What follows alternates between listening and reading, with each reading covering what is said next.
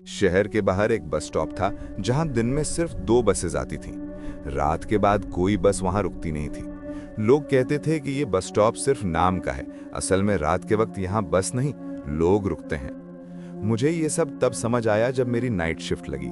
मेरा नाम समीर था। कॉल सेंटर की जॉब रात 10 से सुबह 6 तक। ऑफिस शहर के दूसरे किनारे पर था और वापसी के लिए सिर्फ एक ही बस मिलती थी, 1:40 AM वाली।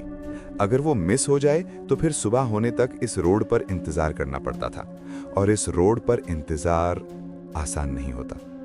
उस रात बारिश हो रही थी, तेज नहीं, बस इतनी कि सड़कें गीली चमक रही थीं और हवा में अजीब सी ठंडक घुली हुई थी, ऐसी ठंडक जो जिस्म से ज्यादा दिमाग में उतरती है। मैं थका हुआ था, आंखें जल रही थीं, दिमाग भारी था। बस स्टॉप पर पहुंचा तो घड़ी देखी, 1:38। बस स्टॉप बिल्कुल खाली था। सिर्फ एक पीली सी ट्यूबलाइट जल रही थी जो बार बार झिलमिला रही थी, जैसे हर पल बुझ जाने का फैसला कर रही हो।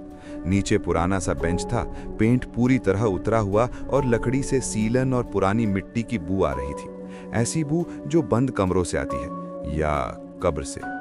मैं बेंच पर बैठ गया। तभी मुझे लगा जैसे किसी ने मेरे साथ बैठते हुए बेंच पर वजन डाला हो। कोई आवाज नहीं, बस बेंच हल्की सी नीचे झुकी। मैंने सर उठाया। मेरे बिल्कुल साथ एक बुजुर्ग आदमी बैठा था। मेरा जिस्म सुन्न हो गया क्योंकि मैंने उसे आते हुए देखा ही नहीं था, वो बस मौजूद था। सफेद कपड़े, पुराने जूते, हाथ में छोटा सा झोला और आंखें इतनी थकी हुई जैसे उन्होंने बहुत ज्यादा चीजें देख ली हों और अब देखना नहीं चाहते हों। बस लेट हो गई है, उसने धीरे से कहा। उसकी आवाज में घबराहट नहीं थी, सिर्फ यकीन था। रोज आती है टाइम पर, मैंने कहा, लेकिन मेरी आवाज कांप रही थी। वो हल्का सा मुस्कुराया। रोज का मतलब हर दिन नहीं होता बेटा।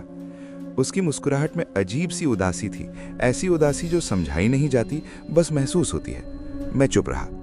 फिर एक और आवाज आई। बेंच के दूसरे कोने पर कोई बैठ गया। फिर एक और, फिर एक और।